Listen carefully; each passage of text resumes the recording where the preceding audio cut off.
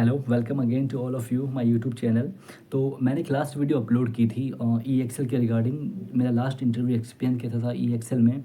तो उसके रिलेटेड मुझे बहुत सारे कमेंट आए, आप लोगों के बहुत सारे कमेंट, जिसमें मुझे पूछा गया था कि फ्रेशर्स की सैलरी कितनी होती है, क्या फ्रेशर्स के लिए भी हायरिंग चल रही है या नहीं चल रही है, अच्छा टोटल कितने राउंड होते हैं।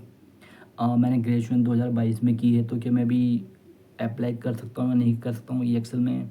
तो बहुत सारे क्वेश्चंस मुझे पूछे गए थे मेरी प्रीवियस वीडियो में। तो इस वीडियो में मैं आपको आंसर दूंगा, जितने भी आपने क्वेश्चन पूछे थे उन सारे क्वेश्चनों के मैं आंसर दूंगा इस वीडियो में। तो अगर आप इस चैनल में नए हैं तो प्लीज़ प्लीज़ प्लीज़ इस वीडियो को लाइक कीजिए, सब्सक्राइब कीजिए और अपने दोस्तों के साथ शेयर कीजिए। तो बात करते हैं मेरे इंटरव्यू एक्सपीरियंसेस की, जो मैंने अपनी पिछली वीडियो में आपको बता चुका हूँ। तो अगर आपको मेरा इंटरव्यू एक्सपीरियंस देखना है ई एक्सेल का, तो आप इससे प्रीवियस वीडियो देख सकते हैं। अब बात करते हैं क्वेश्चंस की, कि जो मुझे कमेंट्स आए थे वो क्या क्या कमेंट्स थे, और आपके आंसर मैं इस वीडियो में दूंगा अब। तो जो फर्स्ट कमेंट था वो था कि फ्रेशर्स के लिए हायरिंग अभी भी चल रही है या नहीं चल रही है। तो बिल्कुल, फ्रेशर्स के लिए अभी भी हायरिंग चल रही है। अगर आपका ग्रेजुएशन कंप्लीट है, if you have done your graduation, so definitely you are eligible for the EXL interview. तो अगर आपने अपना ग्रेजुएशन कंप्लीट कर लिया है तो आप ई एक्सेल में इंटरव्यू देने के लिए एलिजिबल हो। फिर मेरे से पूछा गया था कि इंटरव्यू कितने राउंड होते हैं। देखो, बेसिकली जो होते हैं इंटरव्यू के 3 राउंड होते हैं, चाहे वो फ्रेशर हो एक्सपीरियंस्ड हो। फर्स्ट राउंड एचआर राउंड, जहाँ बिल्कुल नॉर्मल क्वेश्चन पूछे जाते हैं। सेकंड ऑप्स राउंड, और third manager round. So basically there are three rounds, HR, ops, manager. तो और आप भी पूछा गया था कि मतलब अगर फ्रेशर्स हैं तो फ्रेशर्स से किस किस टाइप के क्वेश्चन पूछे जा सकते हैं। देखो, जो फ्रेशर्स होते हैं उनसे क्या क्वेश्चन पूछ सकते हैं, वो एक तो आप जिस प्रोसेस के लिए जा रहे हो उस प्रोसेस का आपको थोड़ा बहुत पूछ सकते हैं, ज़्यादा नहीं, थोड़ा बहुत। बेसिकली आप अपना कम्युनिकेशन अच्छा करो और अपना इंट्रो बहुत अच्छा करो। और अगर आप यूएस हेल्थ केयर के लिए जा रहे हो तो थोड़ा बहुत यूएस हेल्थ केयर के बारे में पढ़ लो। जैसे कि मतलब इंडिया में रेगुलेट करता है इंडिया में रेगुलेट कौन करता है अपने इंश्योरेंस को, अपने हेल्थ केयर, अपने इंश्योरेंस को? आईआरडीए। सेम यूएस में कंट्रोल करता है कौन? हिप्पा, HIPPA। तो बेसिकली कुछ टर्म्स पढ़ लो हेल्थ केयर के, यूएस हेल्थ केयर के बारे में, अगर आप यूएस हेल्थ केयर के लिए जा रहे हो तो यही बेसिक सारे क्वेश्चंस होते हैं फ्रेशर्स के लिए। एक क्वेश्चन आया था कि मैंने अपना ग्रेजुएशन जो कंप्लीट किया है वो क्या है 2022 में, और क्या मैं अभी एलिजिबल हूँ अप्लाई करने के लिए एक्सेल में? Definitely definitely you can apply. कोई इशू नहीं है भाई, आप अप्लाई कर सकते हो। अगर आपका ग्रेजुएशन 2021 में भी है, 20 में भी है, तो आप अप्लाई कर सकते हो।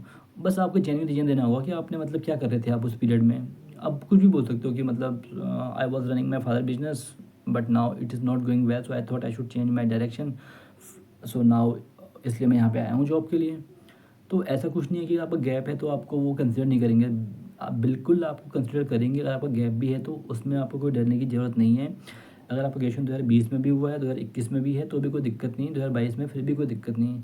Still you are eligible to apply in EXL, there is no issue with that. अब मुझे जो एक क्वेश्चन जो आया था वो आया था कि मेरे पास लास्ट कंपनी का ऑफ़र लेटर है, बट एक्सपीरियंस लेटर नहीं है और सैलरी स्लिप नहीं है, तो क्या मेरा एक्सपीरियंस काउंट करेंगे? देखो यार, मोस्ट ऑफ द केस में वो नहीं करते, वो काउंट नहीं करेंगे। अगर आपके पास ना प्रीवियस कंपनी की अपनी लास्ट 3 मंथ की सैलरी स्लिप नहीं है और एक्सपीरियंस लेटर नहीं है, तो फिर वो आपको कंसिडर नहीं करेंगे, आपको एक्सपीरियंस कैंडिडेट कंसिडर नहीं करेंगे। तो मेक श्योर करना कि आप जब भी जिस भी प्रीवियस कंपनी में काम आपने किया है, वहाँ की लास्ट 3 मंथ की आपके पास सैलरी स्लिप हो और एक्सपीरियंस लेटर ज़रूर हो। ये बहुत मस्ट है। एक क्वेश्चन ये आया था कि एक्सपीरियंस के रिगार्डिंग कि मैंने बी फार्मा किया है, तो क्या मैं एलिजिबल हूँ यूएस हेल्थ केयर के लिए, मतलब ई एक्सेल में जो यूएस हेल्थ केयर है, क्या मैं वहाँ पे अप्लाई कर सकता हूँ? तो डेफिनेटली मेरी टीम में भी हैं बंदे जिन्होंने क्या है बी फार्मा किया हुआ है। तो या अगर आपने बी फार्मा भी किया हुआ है, still you are eligible to apply in EXL. और एक क्वेश्चन ये आया था कि क्या हमें अप्लाई करने से पहले किसी कंसल्ट करना पड़ेगा? भाई, किसी से कोई कंसल्ट नहीं करना, किसी से कोई कंसल्ट नहीं करना। आप डायरेक्ट इंटरव्यू के लिए आ सकते हो। मंडे टू फ्राइडे इंटरव्यू चलते हैं, कई बार सैटरडे को भी इंटरव्यू लेते हैं, लेकिन अभी जो है वो मंडे टू फ्राइडे इंटरव्यू चल रहे हैं। तो जो अपकमिंग मंडे आएगा, तो तो उस मंडे से भी आप क्या है वहाँ पे कर सकते हो, अपना इंटरव्यू दे सकते हो, कोई दिक्कत नहीं है। डायरेक्ट ओपनिंग है, आपको किसी से कंसल्ट कुछ नहीं करना, आपको किसी को कोई पैसे नहीं देने, कुछ नहीं करना। आप सीधे EXL में जाइए, अपना रिज्यूमे लेके और वहाँ पे अपना इंटरव्यू दीजिए, इसमें कोई दिक्कत वाली बात नहीं है। एक क्वेश्चन ये था कि एक्सपीरियंस जो कैंडिडेट होते हैं उनसे किस टाइप के क्वेश्चन पूछे जाते हैं वहाँ पे। तो देखो बेसिकली जो एक्सपीरियंस कैंडिडेट हैं उनसे क्वेश्चन क्या पूछ सकते हैं वो, उनसे वही क्वेश्चन पूछ सकते हैं कि आपने कंपनी क्यों छोड़ी, why did you leave your previous company.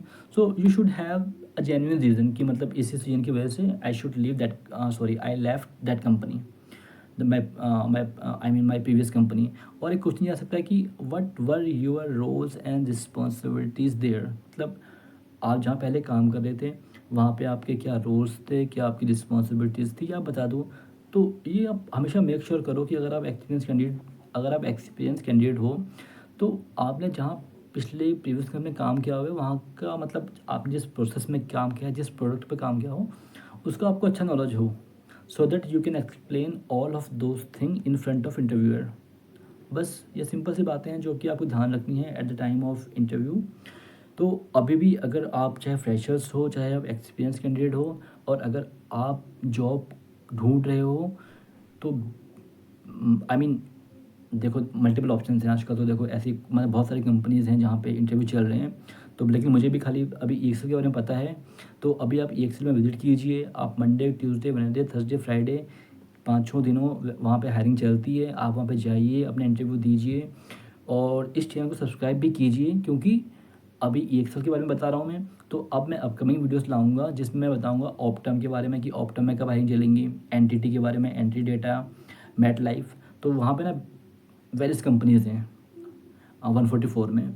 तो मैं वीडियोस लाऊंगा कि मतलब अभी कहाँ कहाँ पे हायरिंग चल रही हैं, सो दैट कि जहाँ पे हायरिंग चल रही हो, अगर आप जॉब के लिए सर्च कर रहे हो तो आपको एक अच्छी जॉब मिल पाए जल्द से जल्दी। तो इसके लिए चैनल को जरूर सब्सक्राइब कीजिए और इस वीडियो को देखने के लिए बहुत बहुत धन्यवाद। अगर फिर भी इस वीडियो को बनाने के बाद भी अगर आपका कोई डाउट है रिगार्डिंग इंटरव्यू और मतलब कुछ भी फ्रेशर्स एक्सपीरियंस, आपको कोई भी अगर डाउट है अगर आपको, तो प्लीज़ कमेंट में से पूछिए, कमेंट्स कीजिए एंड डेफिनेटली मैं आपके कमेंट का आंसर दूंगा। अगर मैं आंसर नहीं भी दे पाया उस कमेंट का, तो मैं एक वीडियो फिर बनाऊंगा, ज़रूर बनाऊंगा। ठीक है, तो इसी के साथ bye bye bye, have a great day.